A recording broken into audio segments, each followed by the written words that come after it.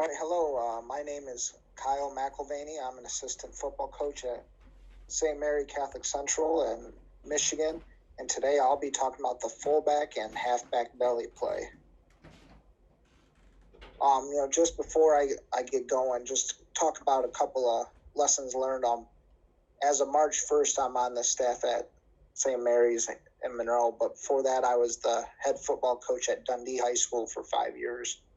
So, once you become a head coach, you kind of get into a little bit more philosophical stuff. Just a couple things that it's always kind of stood by me, and I believe in it. First off, Jeremiah 29:11, in the Bible, for I know the plans I have for you, declares the Lord, plans to prosper you, not harm you, plans to give you hope in a future. And I think even, now in these uncertain times more than ever, it's something to keep in mind. Something else, every program that I've been a part that's been successful, and when we were at Dundee, is being selfless, having that servant leadership attitude. It's, like the old saying goes, it's amazing what can be accomplished when no one cares who gets the credit. Another thing is no egos. Fragile egos will never help your program. In fact, they'll tear apart your program. Once you can get a group of guys together, coaches, and get kids on the same page where it's not about them, it's about we, no I, me, my guys, you're going to be okay. And lastly, I've always believed this about a good program, and that is it's not a football thing. We're trying to bring together a community of alumni, the people in your town, the students, bring them all together every Friday night in the fall. Before I get going, obviously, thank you to Coach Bandstra for having me on today. Make sure you bookmark his YouTube channel for great football virtual clinics and more. Obviously, in this times, this is, I think this is going to be the wave of the future as far as clinics go, and I can guarantee you're always going to have some good clinics on this channel, so make sure you're sharing it with your colleagues.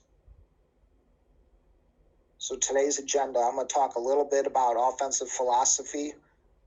I'm going to be talking about the offense that I've used at Dundee and other schools before that. I'm not using St. Mary's playbook and talking about what they do. I'm talking about what we've done in the past, although they're similar.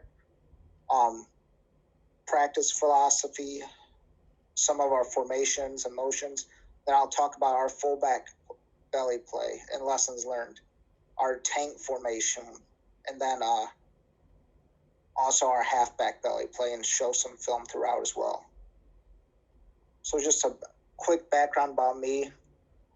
Like I said, as of March 1st, I'm presently on the staff at St. Mary Catholic Central High School in Monroe, Michigan, where I'll be coordinating the special teams and also working with the offensive line.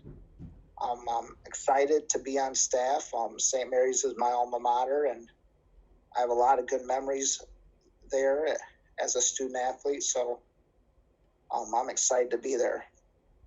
Like I said before that, I spent 5 years as the head football coach at Dundee High School.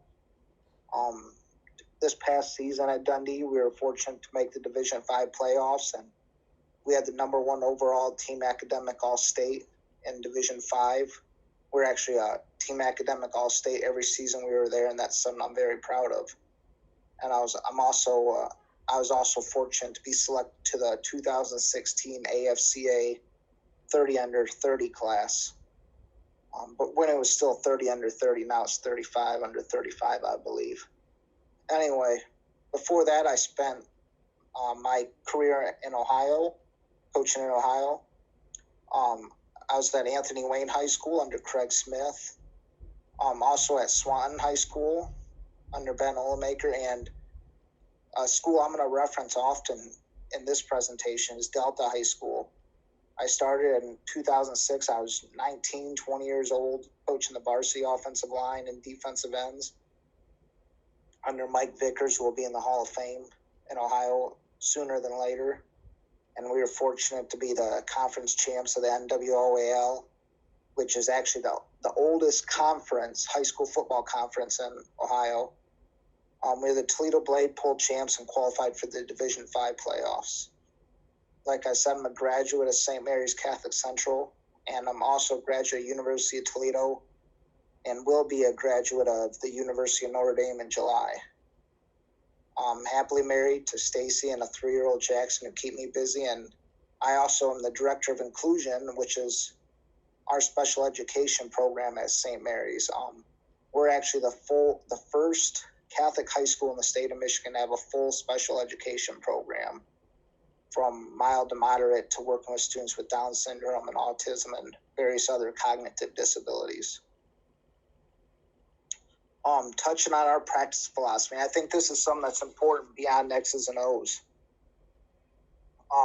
I learned this from Tim Spees, who's a has coached for over 30 years in Ohio. In all of our drills, something we emphasize is, we may have only 1 or 2 offensive line coaches. So when you're the first guy in the drill, you're executing, you're actively participating in that drill, and execution is the key word. Be the best at what we do. We just want your best effort for 3 seconds. If you're second in line, you need to be helping out your coaches, especially if you're an upperclassman. If they're doing something wrong, let them know. There's no reason why you should be letting your teammate use the wrong technique, because it's ultimately going to cost us on a Friday night. If you're third in line, you're observing, studying the experienced players in front of you, taking note of what they do well. If you hear a coaching point, take note of that as well. It's just like watching film. Then if you're behind that, catch your breath and keep your eyes in front and continue to listen. Our base formations, the full house T, we have 1-foot splits, and usually they end up being more of 6 inches. Key point, though, is we are off the ball as far as possible. We'll either have our helmets even with the center's hip, or our down hand even with the center's toes. Our running backs have their toes at 4 yards. Our fullback will set the depth of the formation. And we line up. We huddle at 6 yards from the football. I'm going to go through this real quick. And obviously the quarterback's the only one talking in the huddle. And discipline starts in the huddle. And this is something we coach and we spend time on, because the discipline, the attention to detail starts here.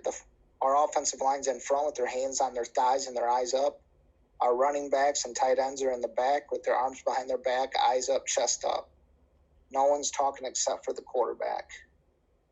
Upon breaking the huddle, we're jogging the line of scrimmage, and we're getting right into our stances, ready to go. So just going through our other formations real quick. We have our traditional tight end wing set, which we call brown. We have a double tight double wing set, which we call doubles. The complement of brown, the opposite, is black. We also can get into a strong, tag it strong, into a bunch formation. We can go tackle over, which we call heavy. We can tag a formation, call it open. So T open left, brown open. The only formation that we have different names for is red and blue, which is just your traditional wing T formations for jet and rocket, and ace as well, 2 double split end, 2 wings. Then we get into some other stuff like an under center trips formation, west and east. Depending on the year and what the talent we have, the less talent we have, the more we stay double tight T, and the more we have, we can branch off into different formations to take advantage of those kids' strengths. And we do get in the shotgun from time to time. 2 years ago, down in the bottom left there, Tiger Right was pretty much our only gun formation. This year, this past year, at Dundee, we were in the top right there at what we call Ohio right and left. That was and we always shifted to it. We would come out in T and shift to that formation, or another under center formation and shift to it, so the defense didn't have time to change personnel groupings. I'm not going to read this for you word for word, but the big things this is motions like shifts are a device used to confuse and exploit the defense. It's important that we're going for the correct speed and hitting the correct landmarks. Our main motion is that we'll be talking about today is rocket motion, which I'm assuming everyone already knows. We'll also use slide motion, which is where our halfback will be in a wing alignment, and he'll jog across the formation, tap the QB's hip, and then square his shoulders to the line of scrimmage as the quarterback's going through his cadence. Twirl motion down on the bottom here is it'll look like rocket motion initially. Then the wing back will plant his foot in the ground and then lead back through B gap, similar to what you may see from Army or Navy. The must-knows of running this offense, whether you're going to be in the T full-time or, the wing T is you got to be 100% committed to it. Your offensive line must be able to apply their blocking rules because you never know what defense you're going to see when you're a run-oriented offense. Whether it's the wing T, the T, double wing, you're going to see some junk fronts. Like any offense, your quarterback is what makes your offense go, and his mechanics, though, must be drilled to perfection. Real important is your backfield fakes, carry them out to the extreme. We have expectations of 20 yards downfield. The best teams that I've been fortunate enough to be a part of really adhered to this. And we out-repetition the defense. Your coaches have to be, fanatical about coaching details over and over again, regardless of how many times a day you rep a play. We attack from the inside out. And most of all is you can't be all things to all people. People are going to say, well, we don't see this on Saturdays. We don't see this on Sundays. You just have to trust what you're doing because people are going to bitch. Learning the belly play, the two coaches I really learned this from early. Like I said, Mike Vickers, who was the head coach at Delta when I got my start in coaching. He's known for turning around 6 losing programs in Ohio over 30 years. And then his offensive line coach and defensive coordinator at a couple different schools, Tim Spees, who's also the defense coordinator at Liberty Center in Ohio at one time. These guys are really the ones that shaped my knowledge of the belly play, offensive line play, and much more.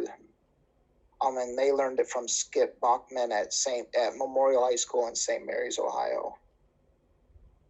For us, belly is the second play we put in for our fullback, and our fullbacks usually actually like it more than trap because it allows them a little more freedom with their vision. And there's not as much gray area. there is a little bit more gray area they can see and cut versus having straight ahead rules. For us, our fullback is your I formation tailback. Traditionally, we've put our best running back there. It doesn't matter whether they're big or small, but they have to be able to carry it 20 times a game. We've had big bruising fullbacks. We've had guys that were short, small, more scat backs. They both work fine for us. But the big thing is they have to be durable. And we also expect them to be a threat in the passing game. As you see here, this is my last 5 seasons when we were at Dundee. My fullbacks totals, all of them were 1,000-yard rushers. All had contributed in the passing game, at least 3 or 4 receptions a game.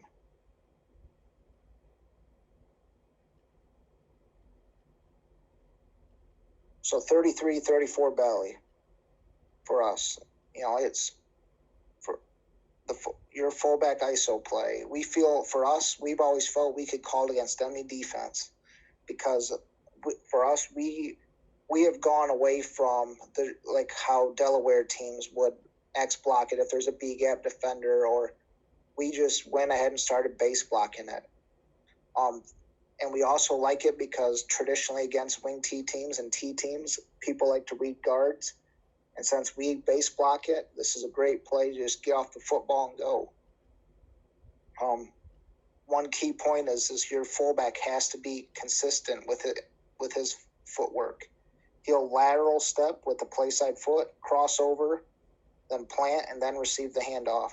Hopefully the quarterback reverses out and gets the ball as deep to him as possible.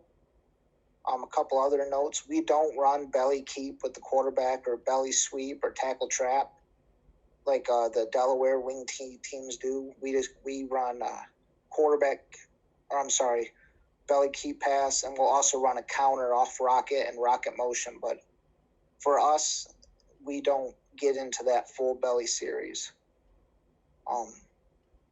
Like I said, we have 2 or 3 blocking scheme adjustments, but most of the time, 95% of the time, we're just going to base block it. We very little do we block down and pull somebody on belly.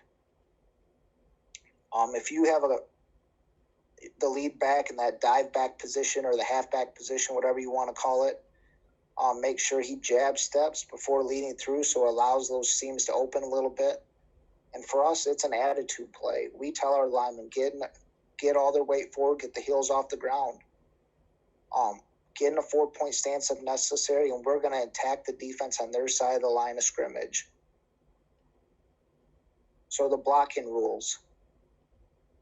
After the snap, it's important. Quarterback's going to seat the ball, meaning bring the ball to his belly button, reverse out, 2 hands on the ball, hand it off to the fullback as deep as possible, and set up for belly keep pass. Our tight ends blocking rule on the play side is going to be gap, inside gap on backer. You could also call it, I've heard teams call it IOU, meaning inside, over, and up. Play side tackles rules also gap on backer. And both of them make sure they're stepping with the inside foot first. Play side guards rule is gap on double backer.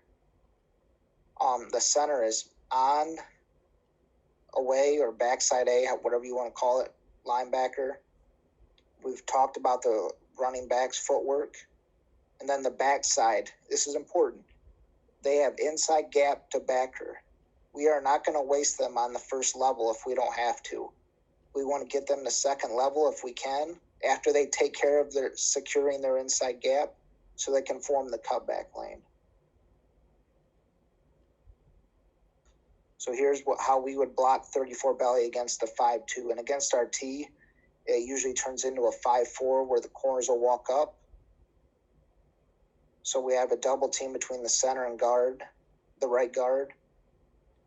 Our right tackle and tight end are blocking on, playing the rules. Our the left guard, he's going to seal off his inside gap. He's going to take a quick lateral step, then work up, anticipating the linebacker scraping over top. Now with our backside halfback in this, some teams will have him go across and get in a pitch relationship with the quarterback. For us, we've done it every which way. Now we just have him lead through and become an extra blocker. And it sometimes helps, especially if the linebackers are cross-keying.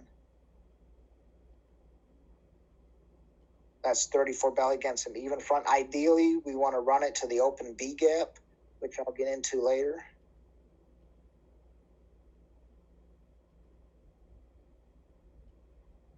Against a 3 technique. So say we call it and we get caught, or they shift during the cadence to this. We'll make what we call a white call, and that's just because our blocking calls at Dundee were red, white, and blue. So, but when it's the guard and tackle double teaming, it's a white double team, and this is a vertical push. The other thing is, the key block here is the tight end. He's put in a bad spot if that's a 7 technique, but we would tell him to take a lateral step, almost a pull step, down the line of scrimmage and work to get his head on the inside. And then this turns into more of an A gap. But depending on the double team's push, we don't overcoach the path here in the aim point. And the backside rules are the same. Here's an X call, like your traditional Delaware teams may do if there's a B-gap defender. But again, we would check to the open B-gap. We also, in the past, when I was at Anthony Wayne High School, we would do a fold call. But if we had an athletic center and we just wanted to mess with the linebackers, we would block back on that one technique, or if he's a 2, head up on the guard, backside guard, and that backside guard would fold up to the second level.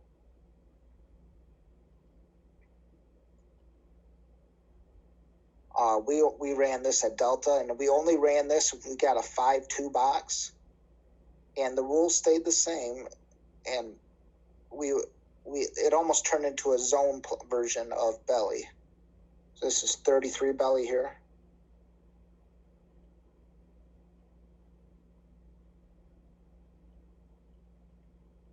I would like to see the fullback be wrapped up with both arms on the football. He takes his handoff incorrectly. We do layered handoffs.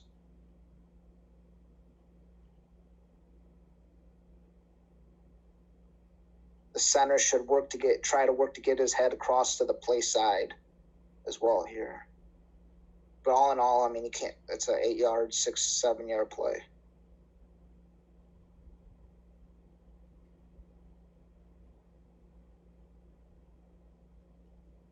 Good pad level here by the play side guard.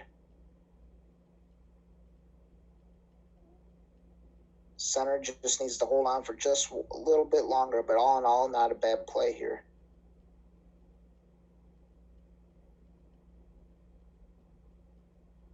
Again, this is 2000. Now this past season, this fullback here, number 33, he's signed with the University of Findlay to be a slot receiver.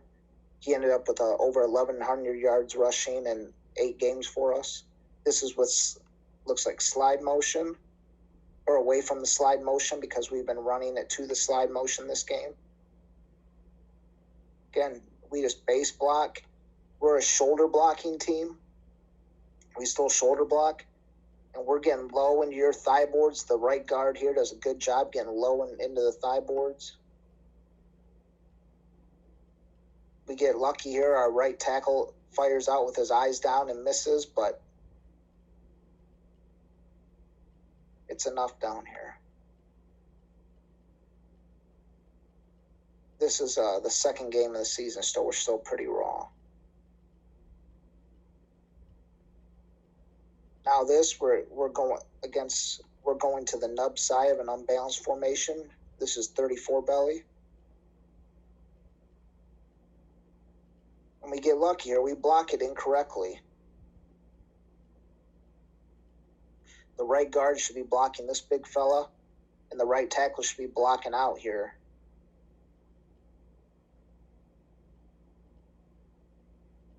I don't like how the quarterbacks drop. The quarterback should be snapping his arms up right now and setting up as if it's belly key pass. And the fullback should be staying wrapped up until he's out in the open field. This is out of the gun. Like I said, we did get in the gun a little bit, and we just base block it. Again, I don't love our ball security here, but nonetheless. So this is 2016-17 film here.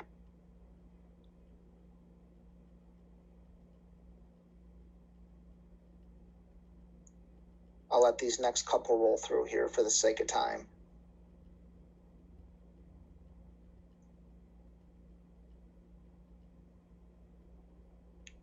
This is Delta in 2006. This is Derek Vickers, who went on to actually almost qualified for the Olympics as a thrower. Excellent fullback.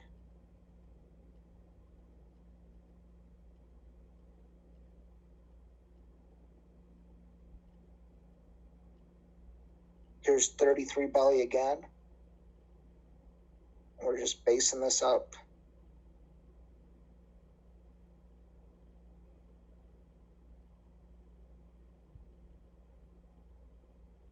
And Derek ends up hitting it a little outside, but that's okay.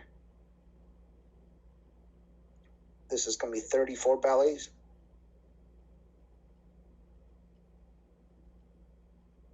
And this is a good example here of the backside of the line.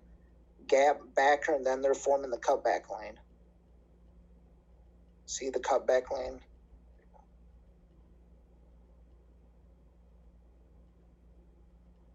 It helps when you just have really good players.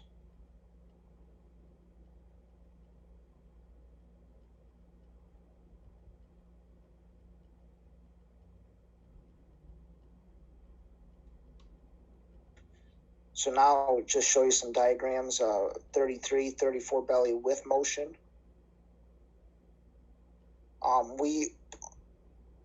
Most of the time we've paired it with rocket. When we were at Anthony Wayne, we paired it more with jet, but at Dundee we almost always paired it with rocket motion or slide motion.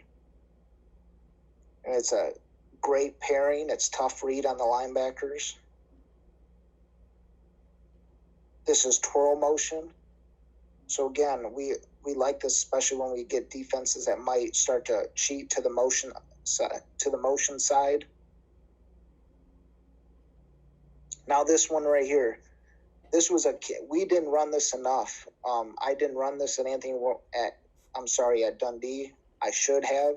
We ran this at Anthony Wayne though. This was a key breaker.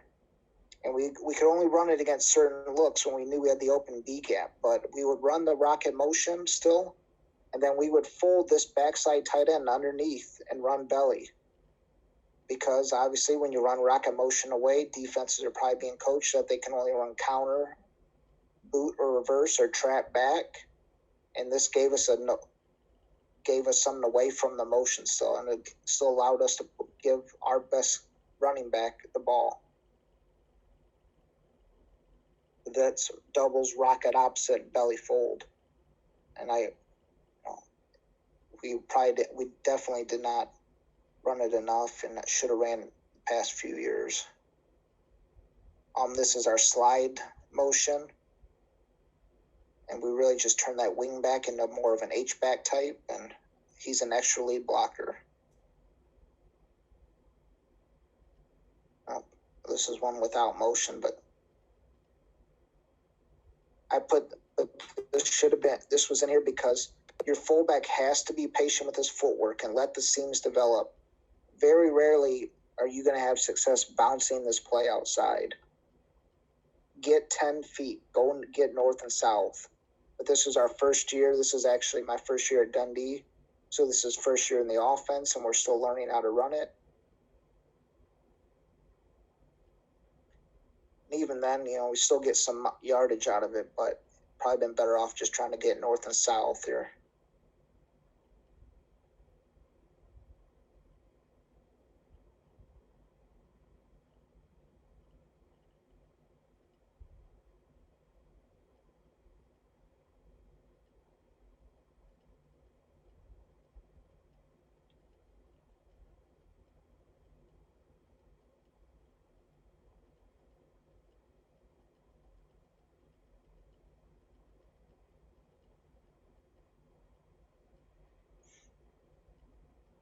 Here we go, paired up with rocket motion.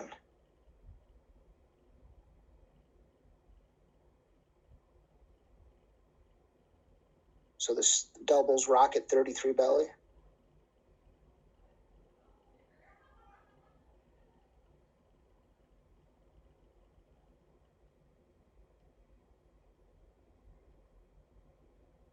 Belly again.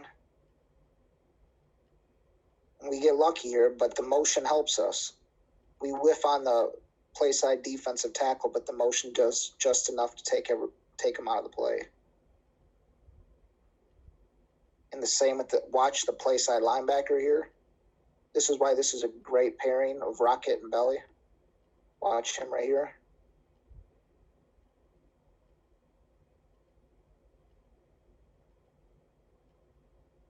And then if we had that cutback lane, it would probably been 6, but still a good play for us. Slide motion here.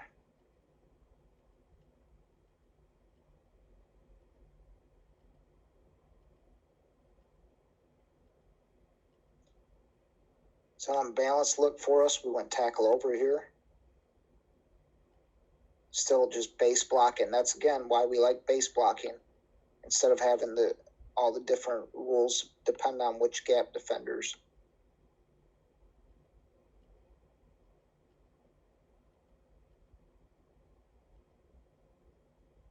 Skip it.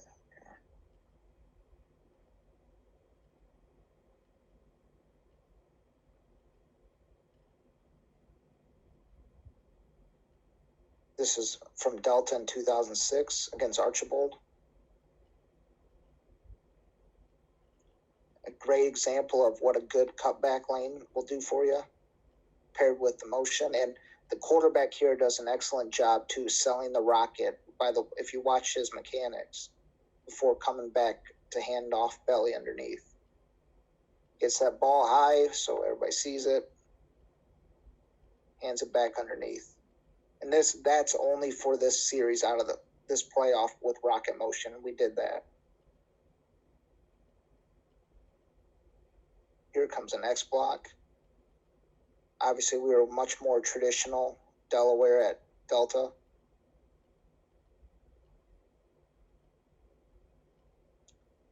Fly motion. 34 belly.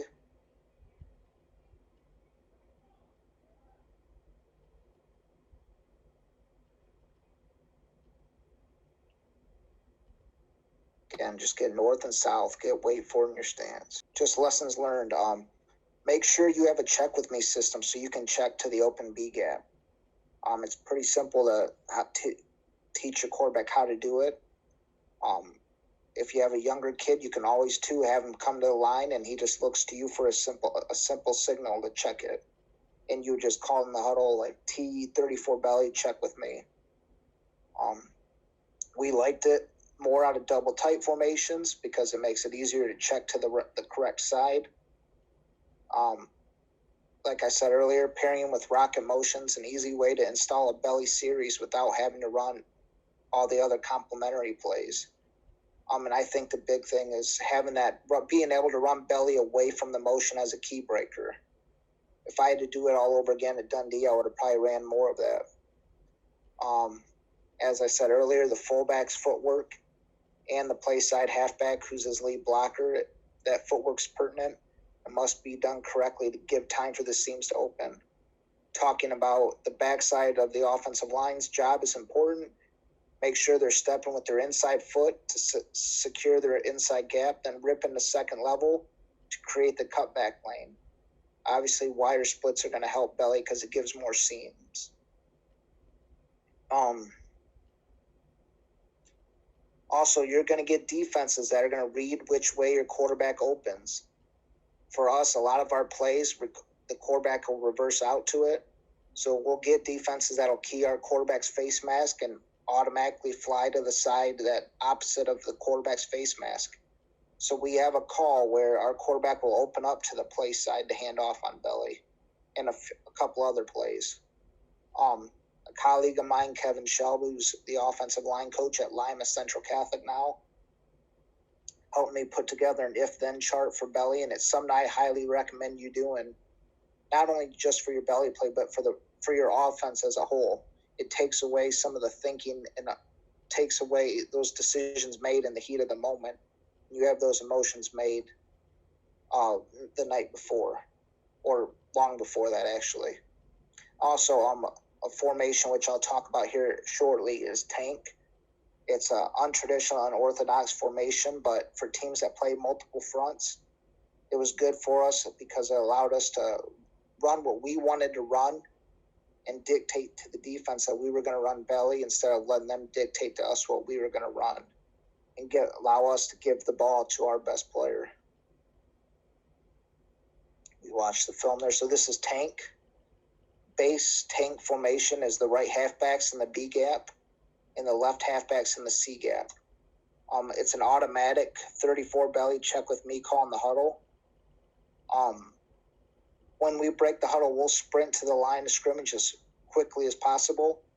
The quarterback finds the open B gap. If we're correct and the B gap's on the right side, then we start with the cadence and go. If not, he'll say check, flip, and check it to the other side.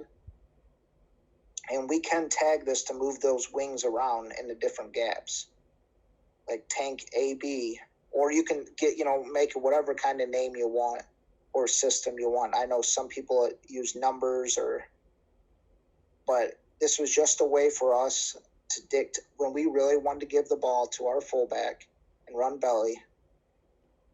It was a way for us to do that and not worry about where the defensive alignment's going to go. And two, it was, the first couple times you run this, the defense didn't always align correctly. They have 1 foot splits in this as well. We can run belly, trap, fullback toss. We've ran fullback middle screen out of it in the past, belly keep pass. We have run rocket before with this guy, and you could also run midline out of it as well. Here's tank formation. This is 33 belly.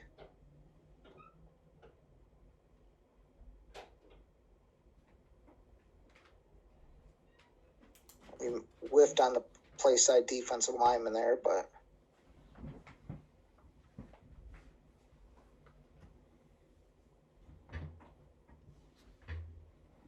again, 33 belly. This time we have it flipped where we have the left wing in the B gap.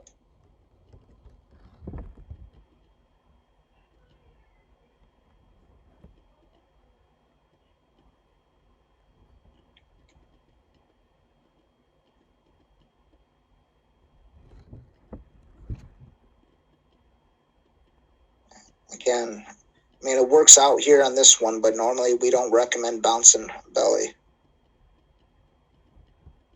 But it works out. We form the wall. I have a big, strong kid to get outside there.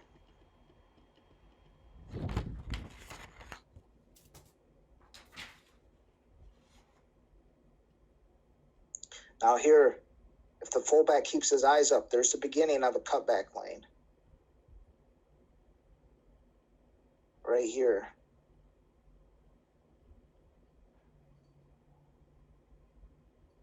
Nonetheless, we got the first down in that situation.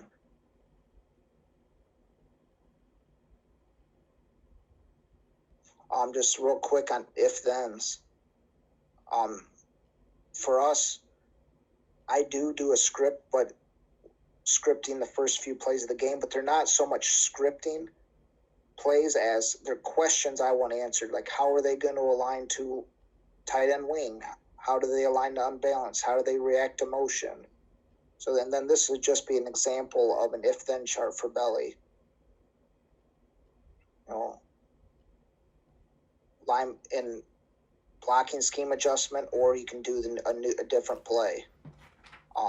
Paul, I have on here, it was popularized by Bill Walsh. If you ever get a chance to get a hold of his doctoral thesis on multi-formation flanking, that's actually what he wrote his doctoral thesis on. I think you can access it through interlibrary loan, but he talks about it in that. And then also Paul Johnson, when he was at Navy and Georgia Southern and Georgia Tech, was also known for his if-then calls. It takes the emotion out of your decision making.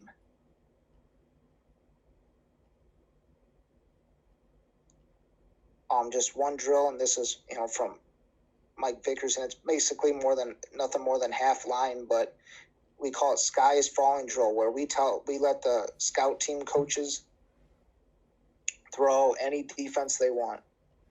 And because we want to have the attitude, it doesn't matter what they do if we do what we do. They're mirrored 10 yards apart. One side will go, and then the other, while the other side's setting back up, the other side will go. We'll have the defenders either hold shields or the Delaware bags. And again, it's important too, when you're putting together drills such as this, is think about your position coach's placement to best evaluate technique. So, like, these guys would be your coaches. For us, in our opinion, that gave us the best chance to evaluate technique, footwork, communication. In the preseason, this was a 15 to 20 minute drill. Then once we got in season, this would be anywhere from 10 to 15 minutes, depending on the week. And we could also add another halfback in there and run power or toss or trap as well. And we also, a big thing is we film this a lot in the preseason to evaluate many things, including, blocking schemes, pad level communication, and how well the fullback is seeing the cutback lane and seeing the hole. So halfback belly is a little different it's not as much of a used play in the Delaware wing tee, but it's nothing more than us running belly, but with the halfback. It started as an adjustment for us for our power play, but then it became another way for us to attack the B gap with 2 or 3 lead blockers. The quarterback after his cadence, after the snap, he'll seat the ball, push off his play side foot, and then get deep as possible to gather, hand off, ride 1001. It's a quick 1001. Grab his play side armpit and sprint away with his eyes on the play side corner to hopefully draw him outside. The backside halfback will be the ball carrier in the tee. His first steps are at the toes of the fullback. The quarterback, he's going to use similar footwork to our 45 or 6 power, except it'll be a little bit tighter path because he'll be the halfback. The ball carrier will be aiming at the outside leg of the play side guard. Unlike fullback belly, this is designed to be a quick hitter, so we put a stopwatch on it. The ideal time is less than 1.3 seconds. The blocking rules are the same, except now the lead halfback is looking inside out, while the fullback, who's also leading through, is looking outside in. If we're in a game where we're having success with trap as well, we can tag it with a midline call, which is going to have the fullback run a midline course instead of lateral step and leading through the hole. We can also tag a G call, which will tell the backside guard to pull and wrap through the B gap to become an extra blocker as well. We don't do that. We only have done that maybe 1 or 2 games, because we like this more so because it doesn't have those guard pulls for the defenses that are reading guards. So just to give you a visual, that'd be 44 belly against an odd front. And again, it's important for your lead backs to know who's looking inside out and who's looking outside in. And also, they need to know, never run past the defender to go to someone else. If somebody comes scraping off or leaks through, pick them up. That's what the G call would look like. Again, I think we maybe ran that once or twice in the last 5 years, but maybe if it was a team that we knew wasn't really reading guards and we just wanted to get an extra guy at the point of attack, or if we were on the goal line, maybe. That's belly midline. That's with the twirl motion.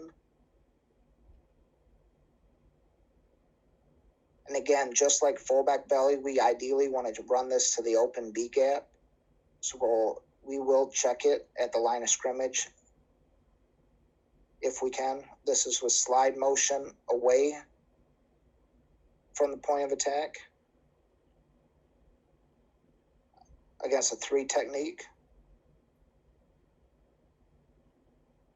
We would run this in the situation of if the play side defensive end was squeezing hard to stop power. We'd have that tight end block on, and then obviously we would double team that 3 technique vertically and get our 2 backs in there, our 2 lead backs in there, and it's a little quick hitter. Here's 44 belly. This is from this past season. So we got a T&T front here.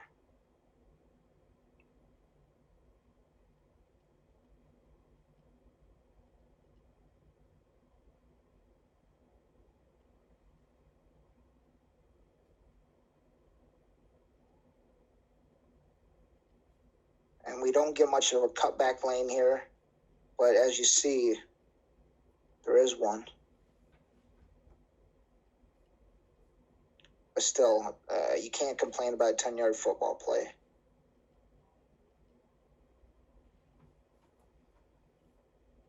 Our fullback should have been looking outside in here.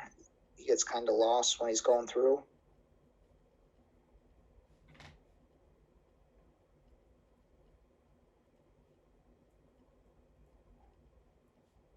So here's 43 Belly. It looks like the film cuts a little bit early, so I'll try to stop, go through your slow-mo.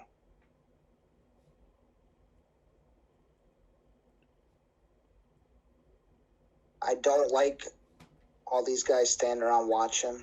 I tell them to go look for work, find more work. But number 2 here is a pretty tough kid. He'll be a senior next year, and he's also currently a 3-time state champion wrestler. 43 Belly here. This is from our playoff game this year. And these guys blitzed like crazy and jumped into every front imaginable. So this is why we like our belly plays against them.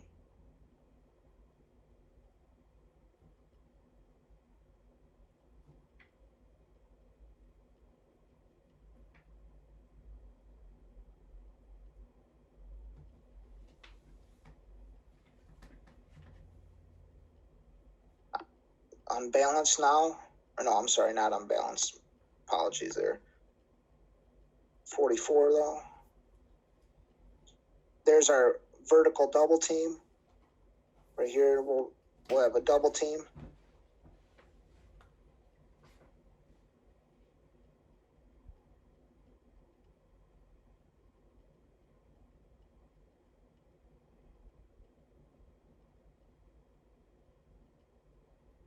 And we're back to the top. So that is our halfback belly play. And it's a compliment. It's more so a compliment to our power play but still it fits both our belly series and power. So wrapping up, for us, we've always believed belly is a safe play call for when we don't know what front we're going to see from one down to a next. Obviously running the wing T, double wing, or the T, you see a lot of defenses of the week. And for us, we always felt comfortable calling belly since we base blocked it most of the time. Like any play, the more attention to detail you give it, the more of a home run threat it'll be.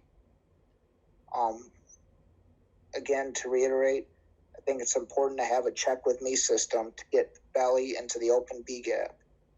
But it's still important to have ways to run belly if the B gap is going to be occupied or if you get caught.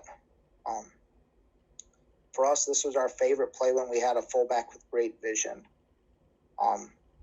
Because we felt, we could give our best guy the ball when it mattered. When we had a guy that didn't have such great vision, trap was more of our go-to play for him. I think it's also important, make sure you have a good coach in the box that can tell you what the linebackers and defensive ends are doing. They need to be able to communicate with you. And if you're on the sideline, are the linebackers starting to cheat to pursue rocket? Are they reading your quarterback's face mask, etc.? Just a couple other things. If you get a chance, I also have a presentation on chiefpigskin.com you can check out. I highly recommend bookmarking this YouTube channel. I know Coach Bandstra has a ton of good clinics coming, and he's going to have a lot of good content for free. And then I also have an article on the trap play on a new website out there called thecoacheslounge.com. There is my contact information. If you have any questions, feel free to reach out to me. I don't have all the answers. I'm very fortunate in my career. I've been doing this now 16 years at the high school level, varsity high school level, to have some good coaches to learn from. And so if there's any way I can give back, feel free to email me or reach out to me on Twitter, and I'll do my best to help you. In closing, thank you for taking the time to watch our clinic, and take care.